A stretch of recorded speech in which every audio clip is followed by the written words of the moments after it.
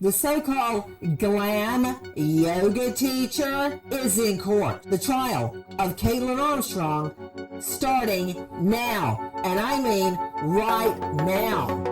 You heard the lady, like right meow. Let's get into it. Glam yoga teacher.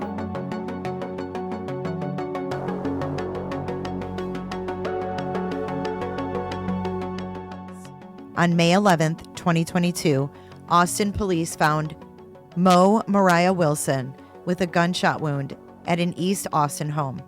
She ultimately died at the scene. Wilson, originally from Vermont, was in town for a race in Texas. Police said that Kaitlin Armstrong's Jeep was in the area of the home where authorities found Wilson dead around the time of the shooting. On May 14th, surveillance video captured Armstrong at Austin Bergstrom International Airport. On May 17th, APD issued a murder warrant for Armstrong. She eventually made her way to Costa Rica, where U.S. Marshals found and arrested her on June 30th of 2022. Police said she cut and dyed her hair and had a bandage on her nose and bruised eyes. On October 11th, 3 weeks before the start of her trial, the Travis County Sheriff's Office said Armstrong tried to escape custody after a doctor's appointment in South Austin. She ran from corrections officers who caught up with her in about 10 minutes. Now let's get into the updates. Hey everyone, welcome back. We are reconvening for day 5 of the Kaitlin Armstrong trial. If you haven't yet, give this video a like and subscribe if you would like more. Let's get into it. And we continue with Detective Spittler on the stand. The state doubled down on lack of evidence of sexual assault. Prosecutors asked Detective Spittler why he believed there was no evidence of sexual assault. The detective said that Wilson was fully dressed and eating chocolate before she was killed. Detective says nothing implicated Strickland in the shooting. Detective Spittler told the court he was confident in his decision to clear Colin Strickland shortly after the murder. Mr. Strickland was speaking with a friend on the phone. His phone data did not place him at the scene. The detective refused to entertain the defense's speculative line of questioning, saying that he could play what-ifs all day, but he firmly believed that Wilson was not sexually assaulted. Quote, there is no evidence to suggest that Mr. Strickland would have committed a sexual offense in the time that she unlocked the door and his motorcycle is seen driving down the alley. Kaitlin Armstrong's friend Nicole Mertz takes the stand. Miss Mertz said that her friend and Mr. Strickland often broke up and got back together, and that he referred to Miss Armstrong as, quote, his lady friend. Miss Mertz went on to recount that Miss Armstrong once said if Mr. Strickland dated another woman, she, quote, would kill her.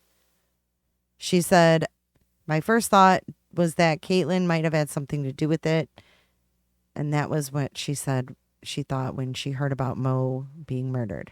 The defense sought to poke holes in Miss Mertz's testimony by asking her several questions about Miss Armstrong, which Miss Mertz struggled to answer. Miss Chastain is friends with Mr. Strickland and eventually also befriended Miss Armstrong. The witness said that Mr. Strickland would openly say he didn't have a girlfriend, despite being head over heels at the beginning of his relationship with Miss Armstrong. Miss Chastain went on to say that during a gathering in Bentonville, Miss Armstrong confided in her that Mr. Strickland had cheated on her with Wilson. She had described how Colin had cheated, but while she was describing that, she had said in so many words that she wanted to kill her, she said. That she had thought about it, but how she said it at the time, I didn't take it seriously. She said something to the effect that she had bought a gun. I do know the words kill and the words gun were used. Wilson's Strava profile was accessed several times before the murder. Brian Bell, the VP of Global Communications for Strava, took the stand after a sidebar on whether he should give his testimony. Strava is an app that tracks physical exercise, mostly running and cycling, and incorporates it into a social profile. The defense argued that Mr. Bell does not have the expertise to discuss the data pulled from the Strava accounts of Wilson, Strickland, and Armstrong. The judge allowed Mr. Bell to take the stand, and satellite images and spreadsheets using information from the app were shown to the court. In the days leading up to the murder, Wilson's profile was accessed on at least 6 separate occasions. The witness states that he can't tell for sure what device Miss Armstrong used to track Wilson's rides, but during cross-examination by the defense, Mr. Bell said the maps had to be recreated with the 2022 data because the original ones were lost when Strava changed its software. That software change also prevents Mr. Bell from determining what device Miss Armstrong was presumably using when checking Wilson's ride.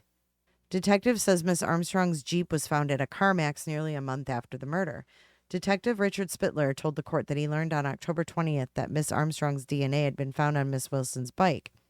More than 24 search warrants were issued for digital accounts, cell phone devices, and residences. Miss Armstrong allegedly fled the state on May 14th, and nearly a month later, her Jeep was found at a CarMax in North Austin.